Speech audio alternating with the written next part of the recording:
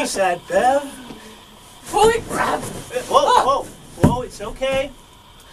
Where'd you come from? You brought me here.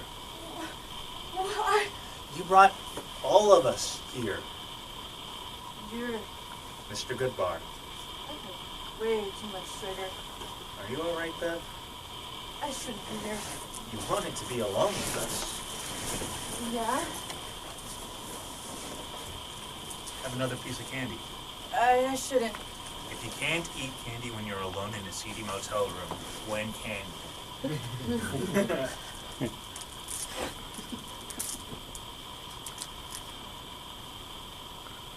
That worked, didn't it? Yeah. I love chocolate and peanuts. That's me, Mr. Goodbar. Chocolate and peanuts. I love you. Come here. Have another. Stop! Who said that? What the heck do you think you're doing? I'm nothing! For your information, she's giving herself a break. Yeah! A well-deserved break. Well deserved. Hard-earned. I worked so hard. And she never gets to eat candy. Never. I never do. But this isn't your candy to eat. Yes, it is. No, it's not. It's Sally's candy. Sally? Yeah, Sally, 10-year-old, pigtails, pirate. Oh, the pirate girl. Is this true? No, Bev? it's not true. It is true. Sally worked hard for this candy. She trick-or-treated for this candy. You stole candy from your own daughter? And she made such a cute little pirate. She's a pirate every year. Hey, eat give your that! daughter's candy. I'm helping You're her. helping her? Yeah. See, she's helping her. How is she helping her? How are you helping her? Sally's not allowed to eat candy. Oh, It's true. that's pathetic. The kids at school, they make fun of her. They call her Miss Piggly Wiggly. Oh, that's awful. Kids are so mean. She comes home sometimes with tears. She won't tell me why, but I know why. Because she's fat?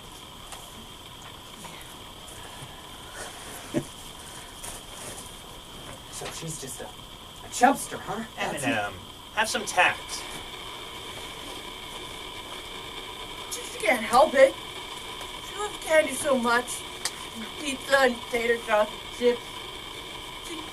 The other kids at school, they eat the same things, but they don't get a pound. How is that fair? That's not fair, not one bit. The other day, I caught her eating cheese on a plate. Just melted cheese on a plate as a snack to eat. That is disgusting. And of all the candy in the world up to now, you're her favorite. She loved you most. That's sweet. I'm not jealous.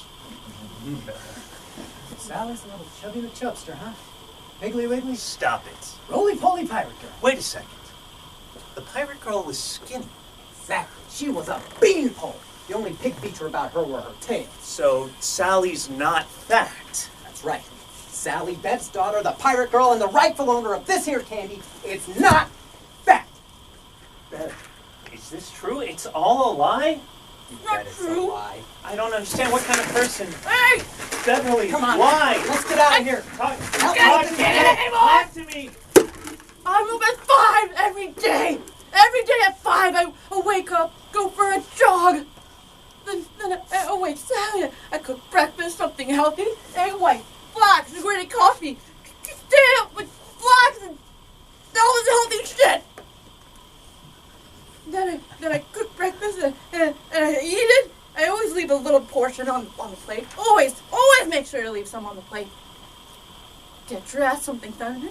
Kiss Dave goodbye. I walk Sally to her bus stop, and then I hug her goodbye. And then I feel the quiet of the empty house. No one's watching. Well, what are you gonna eat? Open the pantry, take the peanut butter, unscrew the lid, take a whiff of that peanut butter. Stick your finger inside, lick off that peanut butter. Oh, it tastes so good. I love peanut butter. I eat all of it, careful to remove any trace of peanut butter. Then I reapply lipstick, head off to work again. You used to be fat. Eminem. Oh, please, I know her type. How much? Oh, my stomach hurts. 100? Come on. How much? 100 what? Pounds. How much did you lose? This isn't fun anymore.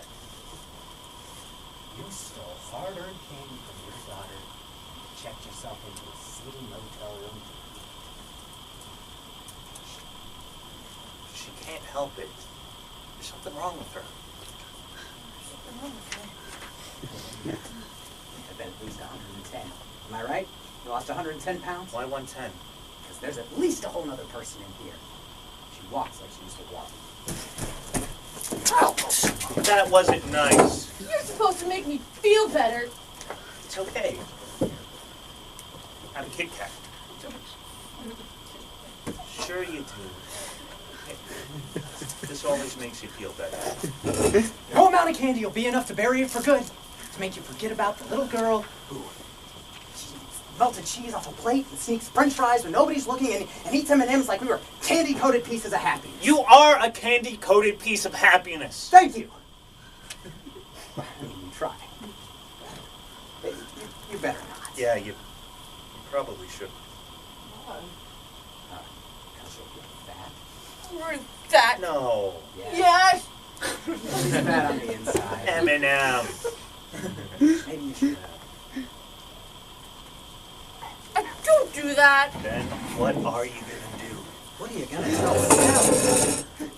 She'll probably be missing her candy. Dave? You'll just have to pretend like this never happened. Buy some more candy for a second. Fill up the pumpkin, put it back in Sally's room, cook a healthy dinner, Vegan butternut squash soup with baby arugula. and pine nuts. Ooh, fine. Just pretend this never happened. You can do that. You're good at pretending. Why? I'm a terrible person. You're not a terrible person. It's okay. I stole candy from my own daughter. She could eat all this candy and not gain a pound. Of course not. You eat vegan butternut squash soup, And baby arugula salad. pine nuts. A healthy supper. Sit down for dinner, Like any other day. and say grace. And it will all be okay. If not,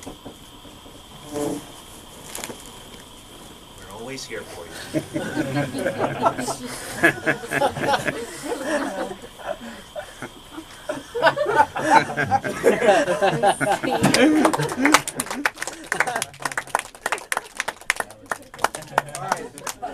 So, actually, that was awesome.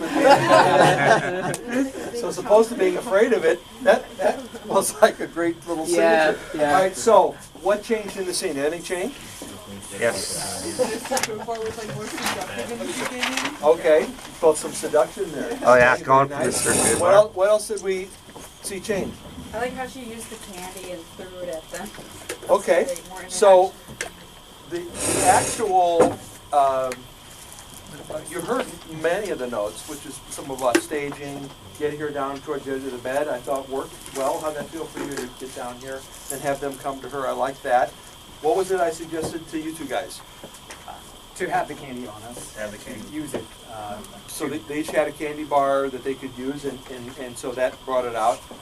But out of the new staging, how about her, this kind of summation of the jury bit? I thought that worked pretty well. Yeah. There's some stuff there that I think I would keep if I were directing the scene. What do you think? Would you? Yeah, I like that. I felt like you were more comfortable, like kind of just like. Cause The you thing were about the doing peanut butter thing was funny the first time, it was hilarious the second time when she was on her feet. So sometimes just getting an actor up, physically up can make a big difference in the dynamics of how they're going to deliver their lines. Because as opposed to being on the bed and kind of a victim, now she owned it a little bit as she was telling the story. She had a little more authority, and I thought there was some stuff in there that worked pretty well that I'd like to keep if I were doing this scene. So and it felt. I'm sorry. What was your name? Nina. Nina. So were you comfortable with that? You liked some of what was going on over here? Yeah, when we were rehearsing, I did actually stand up one time, and I liked being up. It just felt more natural. Yeah, I mean, first of all, you're on the squishy bed, and you're kind of, trying not to fall over half the scene because just of the physicality of the bed. But so as a thing for your directing in the future. Even if a thing's supposed to be an actor sitting in a chair the whole time, if you just get them on their feet for some reason, it just is empowering. It's a physical thing that, you know, actors, it's an instrument, and it allows them to breathe differently, to physicalize their scene intentions differently. And when she did that differently, then that forced them to react a little bit and play their scenes a little differently, because now the dynamic was different. Because she was up and you were down, and she was kind of in control of the scene. When even before, when she had that really nice speech in the bed, she wasn't really in control of the scene. Even though she was in words, she wasn't physically. So that was the adjustment I was really most interested in seeing how it would work. And I think, you know, we could do something with that if we were developing this a little bit more and we were going to shoot it right now. Say, okay, we discovered that. Let's make this work. Let's make this work. And we might find your travel down the bed, you know, a little differently. There was a couple of points I kept wanting her to move, and she wasn't. Maybe it's because I was expecting it, but we could maybe adjust that slightly. Give her a specific moment where she's going to move to go to the bed. That would be pretty easy. So the actress is not trying to figure out how am I going to get to the end of the bed. But you're going to go to the end of the bed on this. We're going to motivate it. We're going to come up with something, and maybe we give one of the guys an action that forces her. How about if one of the guys tries to be seductive? Somebody mentioned the word seductive, and he climbs behind her and starts to give her a back rub or something, and she's freaking out. Now she can go to the end of the bed. So now we would all understand why she would be repulsed and want to move to the edge of the bed, and then he could follow her down, and we could continue the scene. So there's some way we could make that work that probably would be very comfortable for you as an actress, and give them more to do in the scene. Because if they're trying to seduce her, win her loyalty, you know, whatever that dynamic is, then it'll be pretty simple. Actually, it might be really funny to have them both trying to give her neck massages or something while they're having the scene with her. So anyway, those are just thoughts I have. Great work, guys. Thanks so much. Considering that Yuka was... Yeah, I was searching for an actress, and I found her literally like 2 days ago. 2-3 days ago. So we had emails that she might be going belly up on this scene, and I'm so glad you hung in there, and I'm glad she found you. That was great. Really nice. Thank you, Good Josh. job, guys. Thank you.